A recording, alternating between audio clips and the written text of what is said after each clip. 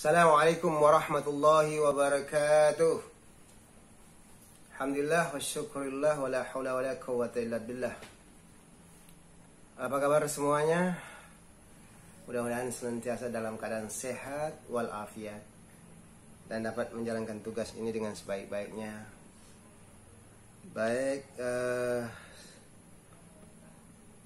ini pertemuan kita sekarang ini bicara tentang iman kepada Rasul. Kita tahu bahwa iman kepada Rasul merupakan rukun iman yang keempat, ya, yang wajib kita percayai, merupakan bagian dari iman kepada Allah Subhanahu wa Ta'ala. Tidak beriman kepada Rasul termasuk mengingkari keberimanan kita juga, ya, akan dapat merusak atau membatalkan keimanan seseorang. Di dalam Al-Qur'anul Karim, Allah berfirman, a'udzubillahi minasyaitonirrajim, bismillahirrahmanirrahim. Amanar rasulu bima unzila ilaihi mir rabbih wal mu'minun. Kullun amana billahi wa malaikatihi wa kutubihi wa rusulihi. La nufarriqu baina ahadin mir rusulih wa qalu sami'na wa ata'na ghufranaka rabbana wa ilaikal masir. Rasul telah beriman kepada Al-Qur'an yang diturunkan kepadanya dari Tuhannya. Demikian juga orang-orang yang beriman. Semuanya beriman kepada Allah, pada malaikat-malaikatnya, kepada kitab-kitabnya, dan rasul-rasulnya. Mereka mengatakan, kami tidak membeda-bedakan antara seorang pun dengan yang lain dari rasul-rasulnya itu. Dan mereka mengatakan, kami dengar dan kami taat. Mereka berdoa, ampunilah kami ya Tuhan, ya Tuhan kami, dan kepada Engkaulah tempat kami kembali. Al-Quran surat Al-Baqarah ayat 285. Ayat ini menerangkan bahwa Nabi Muhammad telah beriman kepada Al-Quran yang diturunkan Allah kepadanya. Dan orang-orang yang beriman juga telah beriman kepada Al-Quran yang diturunkan kepada Rasulnya itu.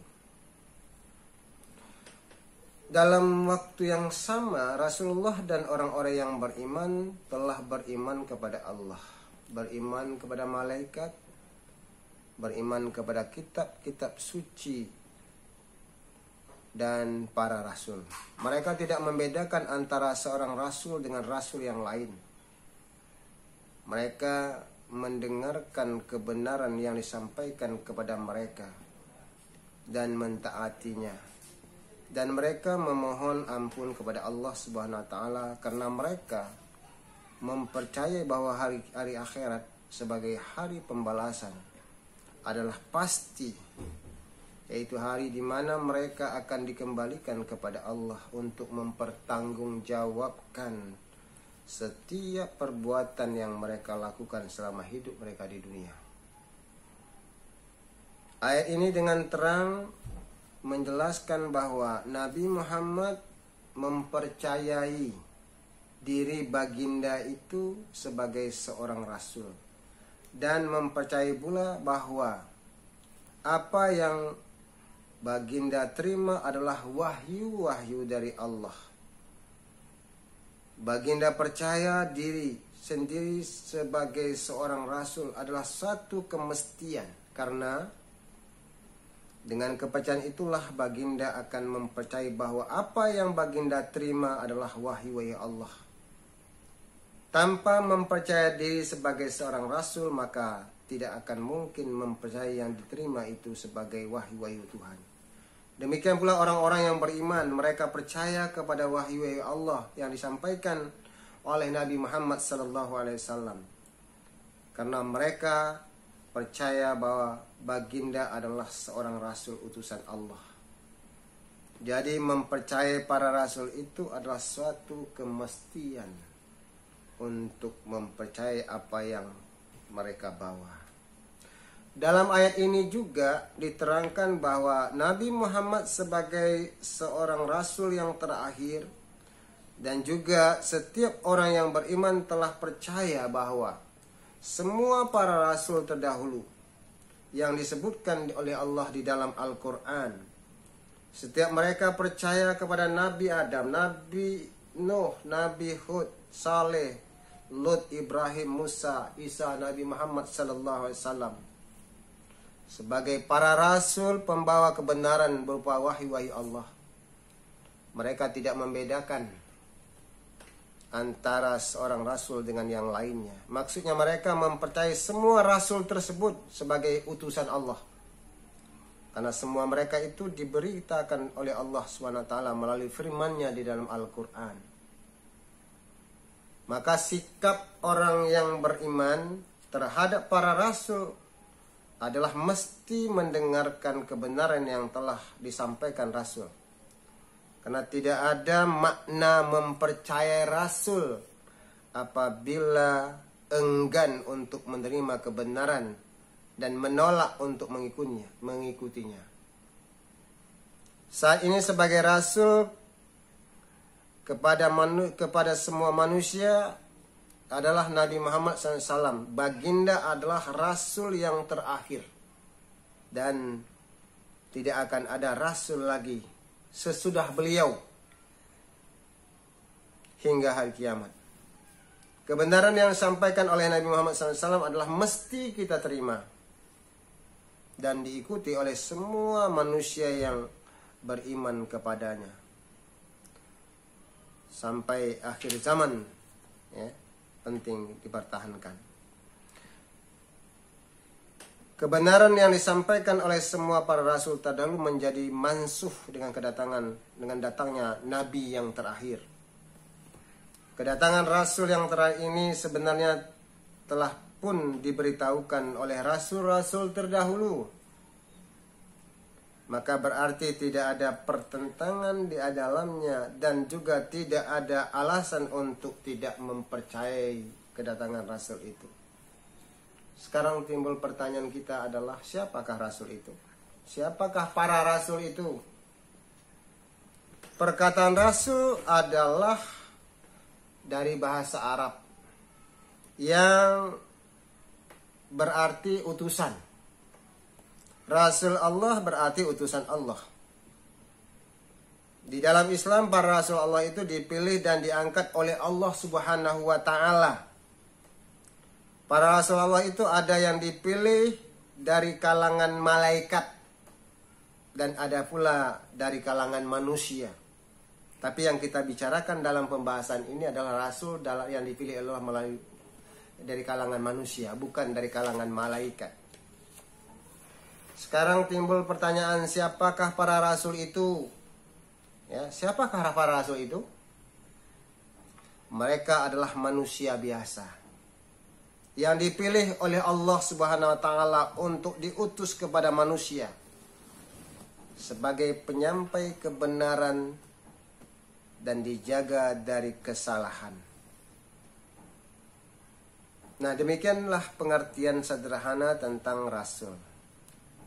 Selanjutnya kita akan jelaskan lebih terperinci takrif ya di atas supaya menjadi lebih jelas ya tentang siapa sebenarnya mereka. Perkataan manusia biasa, maksudnya mereka itu adalah manusia seperti kita. Makan, minum, tidur, bermasyarakat, menikah, mati, dan sebagainya. Allah berfirman dalam Al-Quran, A'udzubillahi minasyaitonirrajim, Bismillahirrahmanirrahim.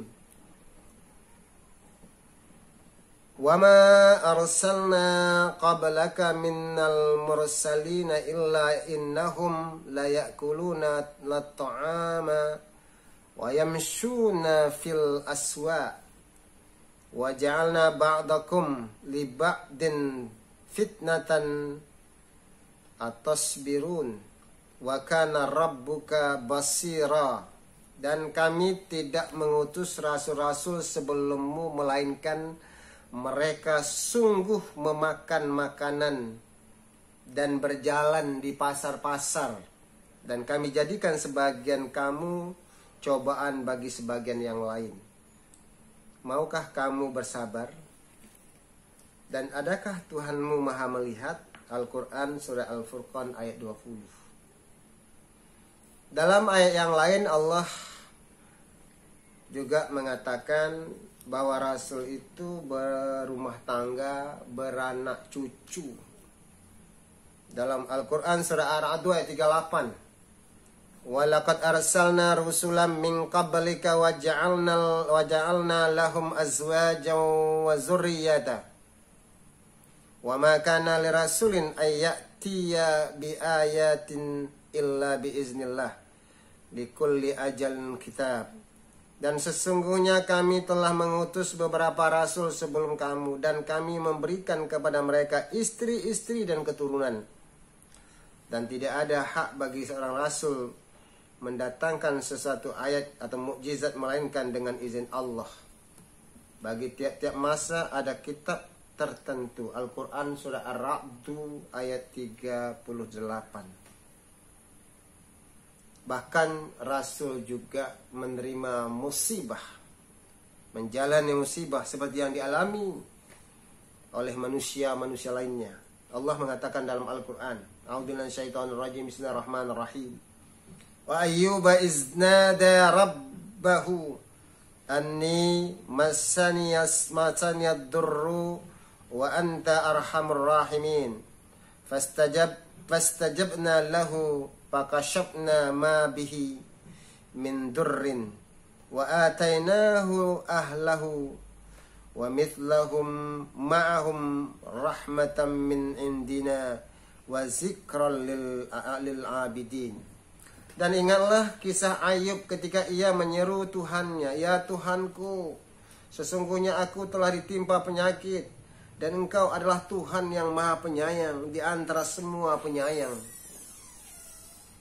Maka kami pun memperkenankan seruannya itu. Lalu kami lenyapkan penyakit yang ada padanya, dan kami kembalikan keluarga kepadanya, dan kami lipat gandakan bilangan mereka sebagai suatu rahmat dari sisi kami, dan untuk menjadi peringatan bagi semua yang menyembah Allah. Al-Quran surah Al-Anbiya ayat 83-84. Dan setiap rasul itu juga akan wafat, akan mati seperti manusia lainnya. Allah berfirman dalam Al-Quran, "Wa ma Muhammadun illa rasul qad khalat min qablihi rusul. Apa imata aw qutilan qalabtum ala aqabikum. Wa may yanqalib ala aqibaihi falayadurrallaha syai'a. Wa sayajzillahu syakirin." Muhammad itu tidak lain hanyalah seorang rasul. Sungguh telah berlalu sebelumnya beberapa orang rasul. Apakah jika ia wafat atau dibunuh kamu berbalik ke belakang atau murtad? Barang siapa yang berbalik ke belakang, maka ia tidak dapat mendatangkan mudarat kepada Allah sedikit pun. Dan Allah akan memberikan balasan kepada orang-orang yang bersyukur. Al-Quran surat Ali Imran 144. Jadi mereka, rasul itu adalah manusia biasa sama seperti kita.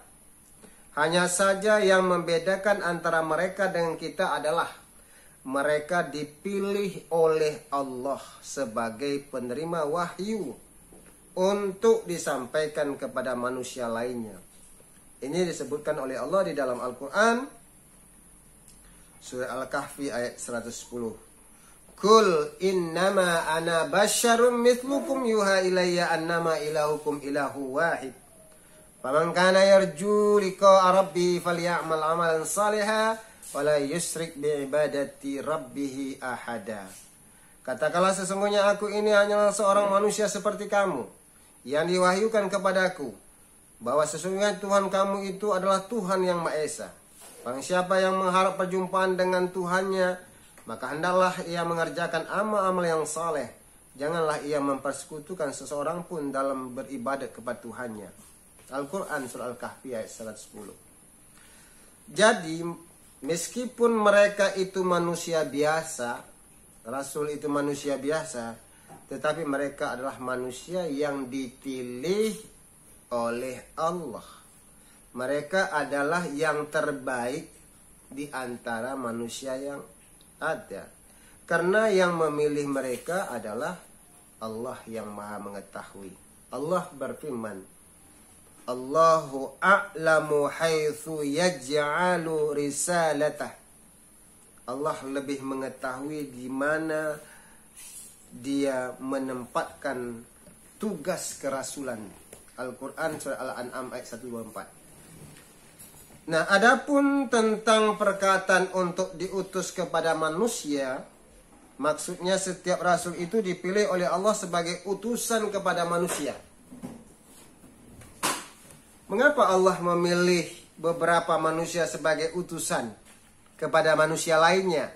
Jawabnya adalah karena Allah tidak berfirman secara langsung kepada semua manusia. Di antara hikmahnya adalah sebagai menampakkan kebesaran dan keagungannya. Bahkan tidak semua para rasul pula yang dapat bercakap secara langsung dengan Allah. Hanya rasul-rasul tertentu saja, seperti Nabi Musa alaihissalam. Bahkan kebanyakan para rasul itu menerima firman Allah melalui perantara malaikat Jibril alaihissalam. Hikmahnya ialah, hikmah yang lain adalah untuk menjadikan para rasul itu sebagai ikutan dan teladan dalam mengikuti kebenaran. Maksudnya supaya manusia lebih mudah dalam mengikuti kebenaran. Karena para rasul itu juga berasal dari manusia itu sendiri. Nah, supaya para rasul itu dipercayai sebagai manusia pilihan Allah, maka Allah memberikan kepada mereka itu bukti kerasulannya, yaitu yang disebut dengan mukjizat, yaitu kekuasaan yang luar biasa yang tidak ada pada manusia biasa. Seperti banjir besar pada masa Nabi Nuh, api yang tidak membakar Nabi Ibrahim, laut yang terbelah pada masa Nabi Musa, menghidupkan orang mati pada masa Nabi Isa, Al-Quran yang mulia pada masa Nabi Muhammad SAW. Dengan mukjizat yang diberikan kepada para rasul, maka manusia tidak memiliki alasan untuk menolak dan mendustakan mereka. Adapun perkataan rasul itu sebagai penyampai kebenaran, maksudnya adalah tugas mereka itu, tugas rasul itu adalah sebagai penyampai kebenaran kepada manusia. Ini disebutkan oleh Allah dalam Al-Quran. A'udzubillahi minasyaitonirrajim. Ma 'alar rasuli illal bala' wallahu ya'lamu ma tubduna wa ma taktumun. Kewajiban rasul tidak lain hanyalah menyampaikan, dan Allah mengetahui apa yang kamu lahirkan dan apa yang kamu sembunyikan. Kemudian ada perkataan rasul itu dijaga dari kesalahan. Artinya rasul itu tidak mungkin berbuat kesalahan, berbuat salah. Maksudnya apa? Maksudnya rasul itu dijaga oleh Allah dari melakukan sebarang kesalahan. Mereka disebut juga sebagai manusia yang maksum. Hal itu adalah karena mereka sebagai penyampai kebenaran dan sebagai ikutan bagi manusia lainnya. Maka di antara sifat-sifat utama para rasul itu adalah jujur, amanah, menyampaikan kebenaran dengan sempurna, dan pandai meletakkan segala sesuatu pada tempatnya. Dengan sifat-sifat mulia tersebutlah maka manusia mesti menjadikan mereka sebagai teladan di dalam hidup mereka. Itulah para rasul Allah. Maka setiap umat manusia memiliki para rasul. Tidak ada satu umat pun yang berlalu melainkan Allah telah mengutuskan kepada mereka rasul. Ya. Bisa jadi dalam satu kurun itu ada satu rasul, bahkan ada dua rasul atau lebih. Ini disebutkan oleh Allah dalam Al-Quran. Walikulli ummatin rasulun fa iza jaa rasuluhum qudiya bainahum bil qisti wa hum la yuzlamun. Tiap-tiap umat mempunyai rasul, maka apabila telah datang rasul mereka, diberikanlah keputusan antara mereka dengan adil dan mereka sedikit pun tidak dianiaya. Kemudian pada ayat yang lain disebutkan inna arsalnaka bil haqqi basyira wa nadhira wa in min ummatin illa khala fiha nadhira. Sesungguhnya kami mengutus kamu dengan membawa kebenaran sebagai pembawa berita gembira dan sebagai pemberi peringatan, dan tidak ada satu umat pun melainkan telah ada padanya seorang pemberi peringatan, yaitu Rasul. Nah, lalu berapa jumlah Rasul itu?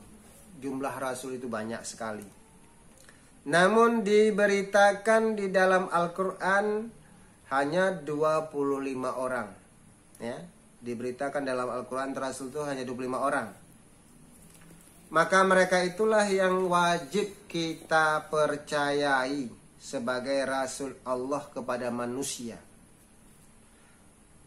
Dari 25 Rasul itu ada pula yang diberi gelar sebagai Ulul Azmi, yaitu mereka yang sangat terkemuka dalam menyampaikan kebenaran kepada manusia. Mereka sangat sabar, mereka sangat gigih, mereka sangat tekun, mereka sangat teguh pendirian. Berani, mereka punya sifat pengasih, penyayang, dan sifat terpuji lainnya. Ini disebutkan oleh Allah dalam Al-Quran. A'udzubillahi minasyaitonirrajim. Bismillahirrahmanirrahim. Fasbir kama sabara ulul azmi minar rusuli wala stasta'jil lahum. Maka bersabarlah kamu seperti orang-orang yang mempunyai keteguhan hati, ulul azmi daripada Rasul yang telah bersabar. Janganlah kamu meminta disegerakan azab bagi mereka. Al-Quran surah Al-Ahqaf ayat 35. Dan Rasul yang paling mulia dari sekian banyak para Rasul tersebut ialah Rasul yang terakhir, ya, yaitu Nabi Muhammad Sallallahu Alaihi Wasallam. Ini disebutkan di dalam Al-Quran. A'udzubillahi minasyaitonirrajim. Bismillahirrahmanirrahim. Tilkar rusulu faddalna ba'dahum ala ba'dim minhum man kallamallah wa rafa'a ba'dahum darajatin wa atayna Isa ibna Maryam al-bayyinati wa ayyadnahu biruhil qudus. Rasul-rasul itu kami lebihkan sebagian mereka atas sebagian yang lain. Di antara mereka ada yang Allah berkata-kata langsung dengan dia, dan sebagiannya Allah meninggikannya ke beberapa derajat. Dan kami berikan kepada Isa putra Maryam beberapa mukjizat, serta kami perkuatkan dia dengan Ruhul Kudus. Surah Al-Baqarah ayat 253. Nah, dalam ayat ini Allah menyebutkan Nabi Musa, Nabi Isa, Nabi Muhammad sebagai rasul-rasul yang dilebihkan oleh Allah. Namun Nabi Muhammad adalah yang ditinggikan beberapa derajat. Silakan rujuk tafsir ayat ini dalam tafsir Al-Quran. Demikian uraian ringkas tentang makna dan siapa Rasul Allah itu. Selanjutnya, mengapa kita mesti mempercayai Rasul? Mengapa kita mesti percaya kepada Rasul? Nah, setelah kita mengetahui tentang siapa Rasul itu, maka mengapa pula kita mesti percaya kepada mereka? Jawabnya adalah Karena tanpa mempercayai mereka, maka kita tidak akan mungkin pula akan mempercayai kebenaran yang mereka bawa. Ya. Tanpa percaya pada mereka, maka kita tidak akan mungkin akan mempercayai kebenaran yang mereka sampaikan. Sebagaimana yang telah kita bicarakan terdahulu bahwa kebenaran yang mereka sampaikan itu adalah datangnya dari Allah.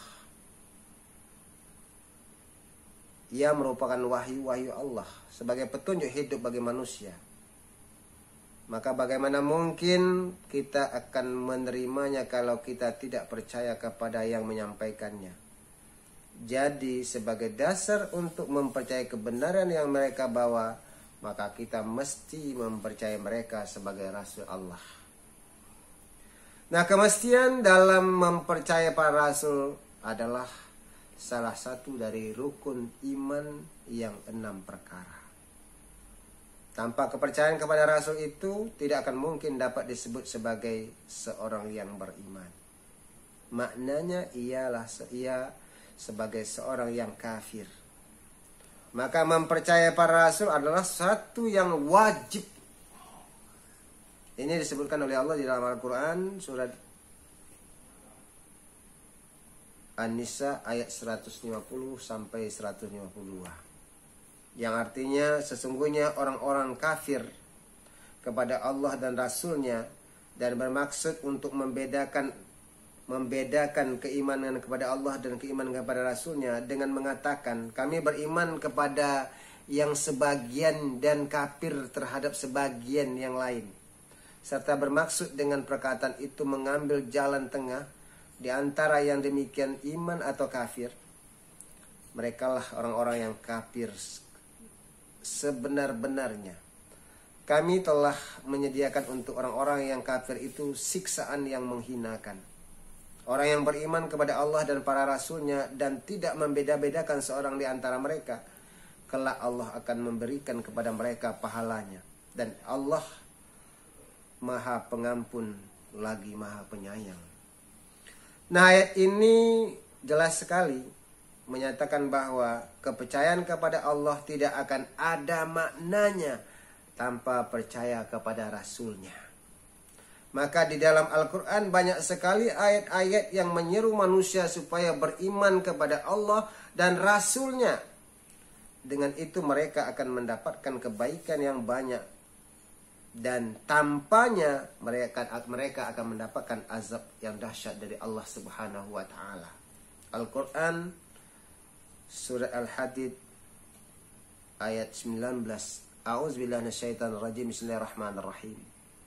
Wallazina amanu billahi wa rusulihi ulaika humus shadiqin. Ulaika humus shadiqun.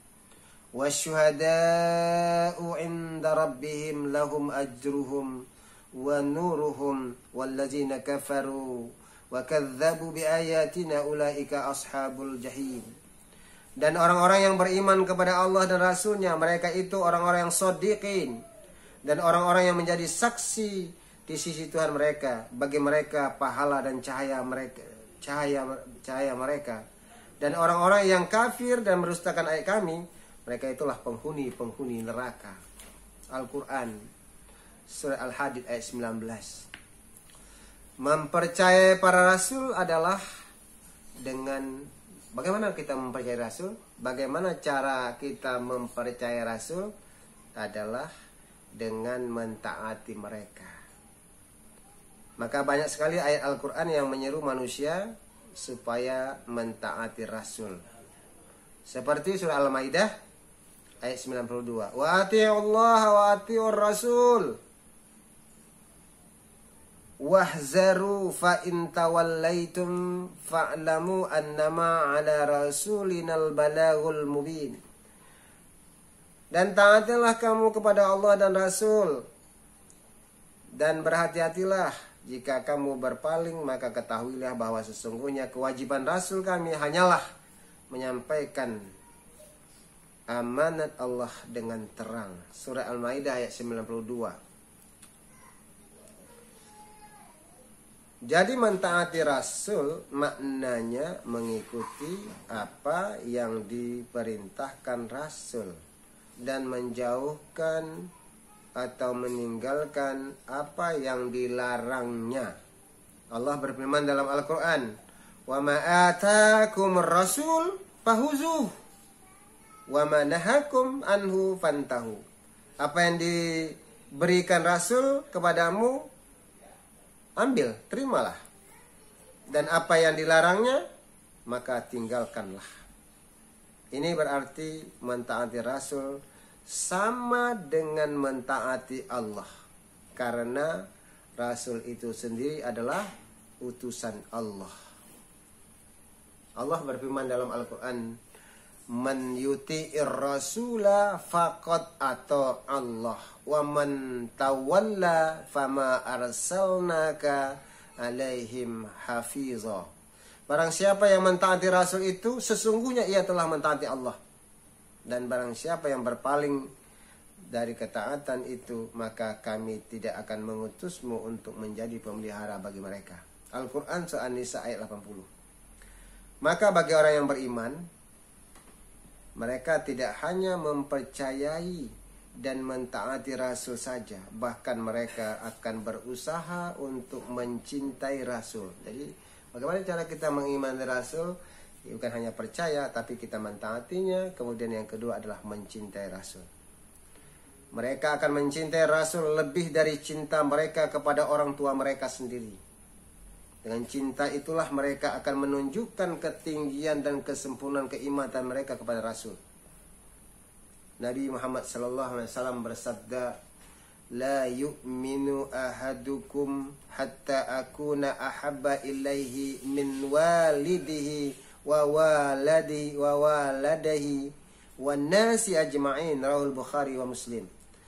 Tidak beriman dengan keimanan yang sempurna atau tidak sempurna keimanan seseorang dari kalian sehingga aku menjadi yang lebih kalian cintai daripada orang tua kalian, dari anak kalian sendiri, dan daripada seluruh manusia. Hadis Bukhari dan Muslim. Maka sebagai kesimpulan adalah mempercayai para rasul adalah satu kemestian sehingga kita dapat menerima dan mengikuti kebenaran. Mempercayai para rasul adalah dengan mentaatinya. Jadi mentaati rasul itu artinya, ya, caranya dengan mentaatinya. Dengan apa lagi? Dengan mengikutinya, dengan ittiba. Yang ketiga dengan mencintainya. Jadi pertanyaan, cara percaya itu dengan mentaatinya, dengan mengikutinya, dengan mencintainya. Apabila sampai ke tahap mencintai Rasul, maka apapun kebenaran yang dibawa oleh Rasul itu akan diterima, akan mudah diterima, akan ringan untuk dikerjakan. Jadi mempercayai Rasul adalah suatu kemestian yang tak dapat dielakkan oleh orang yang beriman. Baik, sebagai penutup dari perbincangan kita adalah dari uraian yang telah disampaikan atas jelaslah bahwa kemestian mempercayai para rasul adalah kebenaran yang tidak dipertikaikan lagi. Maka sebagai seorang yang telah berilmu dalam hal ini, maka kita mesti memperhatikan perkara sebagai berikut. 1. Kita wajib mempercayai para rasul yang telah diberitahukan oleh Allah kepada kita melalui kitab suci Al-Quran. Kita wajib percaya kepada rasul yang telah diberitahukan oleh Allah melalui kitab suci Al-Quran. Lihat Al-Quran Surah An-Nisa ayat 136. Ya ayyuhalladzina amanu aminu billahi wa rasulihi wal kitabil ladzi nazzala ala rasulihi wal kitabil ladzi anzala min qabl wa man yakfur billahi wa malaikatihi wa kutubihi wa rusulihi wal yaumil akhir faqad dalla dalalan ba'ida.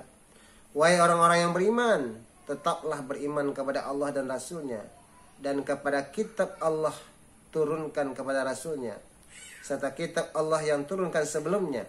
Barang siapa yang kafir kepada Allah, malaikat-malaikatnya, kitab-kitabnya, rasul-rasulnya, dan hari kemudian, maka sesungguhnya orang itu telah sesat sejauh-jauhnya. Al-Quran surah An-Nisa ayat 136. Itu yang pertama, ya. Mempercayai para rasul yang telah diberitakan oleh Allah melalui Al-Quran. Yang kedua, mencintai para rasul. Ya, khasnya, ya, khususnya rasul kita, ya, rasul kita pada hari ini sebagai bukti tertinggi dalam mempercayai mereka sebagai utusan Allah. Jadi mempercayai rasul itu dengan mencintai rasul, ya, rasul sebagai utusan Allah. Dalam Al-Quran dikatakan oleh Allah, Qul in kana aba'ukum wa abna'ukum wa ikhwanukum wa azwajukum wa ashiratukum wa amwaluk taraftumuha wa tijaratun tahshawna kasadaha wa masakinu tardawnaha ahabba ilaikum minallahi wa rasulih wa jihadin fi sabilih fatarabbasu hatta ya'tiyallahu bi amrih wallahu la yahdil qaumal fasiqin. Katakanlah, jika bapak-bapak, anak-anak, saudara-saudara, istri-istri, kaum keluargamu, harta kekayaan yang kamu usahakan, perniagaan yang kamu khawatiri kerugiannya, dan rumah tempat tinggal yang kamu sukai adalah lebih kamu cintai dari Allah dan Rasulnya dan dari berjihad dari jalannya, maka tunggulah sampai Allah mendatangkan keputusannya. Dan Allah tidak memberi petunjuk kepada orang-orang yang fasik. Jadi mencintai Allah dan Rasulnya. Yang ketiga, mengikuti kebenaran yang disampaikan oleh para rasul, ya, mengikuti kebenaran yang disampaikan oleh para rasul, khususnya rasul yang terakhir yang diutus kepada kita, yaitu Nabi Muhammad sallallahu alaihi wasallam. Allah berfirman dalam Al-Quran, Qul in kuntum tuhibbunallah fattabi'uni yuhibbukumullahu wa yaghfir lakum dzunubakum wallahu ghafurur rahim. Qul atii'ullaha wa atii'ir rasul. Qul atii'ullaha war rasul. Fa in tawallaw fa innallaha la yuhibbul kafirin. Katakanlah, jika kamu benar-benar mencintai Allah, ikuti aku. Fattabi'uni. Niscaya Allah akan mengasihi dan mengampuni dosa-dosamu. Allah Maha Pengampun lagi Maha Penyayang. Katakanlah, taati Allah dan taati Rasulnya. Jika kamu berpaling, maka sungguhnya Allah tidak menyukai orang-orang yang kafir. Yang keempat, ya, tadi pertama adalah mentaatinya, yang kedua adalah mengikutinya, yang ketiga adalah mencintainya, yang keempat adalah meneladaninya. Ini yang keempat, ini meneladaninya. Kita harus meneladani setiap sikap dan perilaku para rasul kita tuh, ya. Kita wajib meneladani setiap sikap dan perilaku rasul, khususnya rasul kita yang terakhir, yaitu Nabi Muhammad sallallahu alaihi wasallam. Karena itu diperintah oleh Allah, contoh terbaik, ya, teladan yang terbaik, seperti yang dikatakan oleh Allah dalam Al-Quran, laqad kana lakum fi rasulillahi uswatun hasanah liman kana yarjullaha wal yaumal akhir wa zakarallaha katsira. Sesungguhnya telah ada pada diri Rasulullah itu suri teladan yang baik bagimu, yaitu bagi orang yang mengharap rahmat Allah dan kedatangan hari kiamat, dan dia banyak menyebut nama Allah. Al-Quran surah Al-Ahzab ayat 21. Yang kelima, pelajaran yang dapat kita ambil, yaitu senantiasa berusaha untuk mendapatkan sebanyak mungkin pelajaran dari peri hidup Nabi Muhammad sallallahu alaihi wasallam. Jadi mempelajari sejarah, ya, perjuangan, perjalanan hidup Nabi Muhammad SAW. Kita ambil pelajarannya. maka kita perlu membahas kisah-kisah mereka. Ya, dari sejarah perjalanan ini kita akan mengerti bagaimana perjuangan, kita akan bisa mengambil contoh. Ini disebutkan oleh Al-Quran dalam surat Yusuf ayat 111. Laqad kana fi qasasihim ibratul liulil albab ma kana hadisan yuftara walakin tasdiqal ladzi baina yadayhi wa tafsila kulli syai'in wa hudaw wa rahmatan liqaumin yu'minun. Sesungguhnya pada kisah-kisah mereka itu terdapat pengajaran bagi orang-orang yang mempunyai akal. Al-Quran itu bukanlah cerita yang dibuat-buat, akan tetapi membenarkan kitab yang sebelumnya dan menjelaskan segala sesuatu dan sebagai petunjuk dan rahmat bagi orang yang beriman. Surat Yusuf ayat 111. Nah, inilah antara lain yang dapat kita bahas, kita ambil pengertian dari iman kepada Rasul itu. Ingat, iman kepada Rasul merupakan rukun iman yang keempat, ya, yang wajib, ya, dan selalu berkaitan dengan iman kepada Allah. Kalau kita lihat betapa pentingnya syahadat itu, ya, menyebut nama Allah, menyebut nama Nabi Muhammad SAW itu sangat penting, sangat berkaitan. Ya, kalimat syahadat itu, pernyataan seorang masuk Islam itu sangat penting.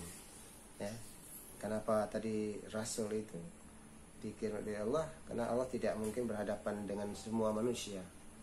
Maka untuk menyampaikan ajaran Allah itu, risalah Allah itu melalui para Rasul. Rasul adalah manusia yang dipilih oleh Allah dari orang yang percaya kepada Allah. Gampang saja bisa mencontohi perbuatan-perbuatan manusia yang dikirim dan diutus oleh Allah Subhanahu wa taala itu.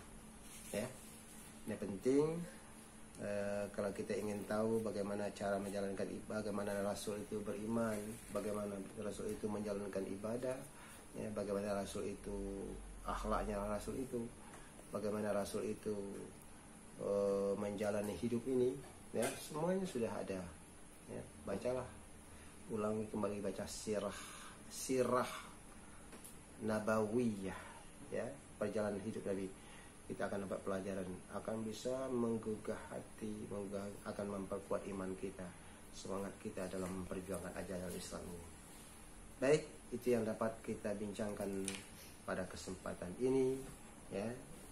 Semoga jumpa kita yang singkat ini mudah-mudahan bermanfaat, berguna untuk kita apa? Untuk kita amalkan dalam kehidupan kita ini.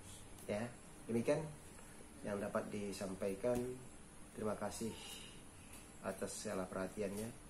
Mohon maaf atas segala kurangannya. Billahi taufiq wal hidayah. Assalamualaikum warahmatullahi wabarakatuh.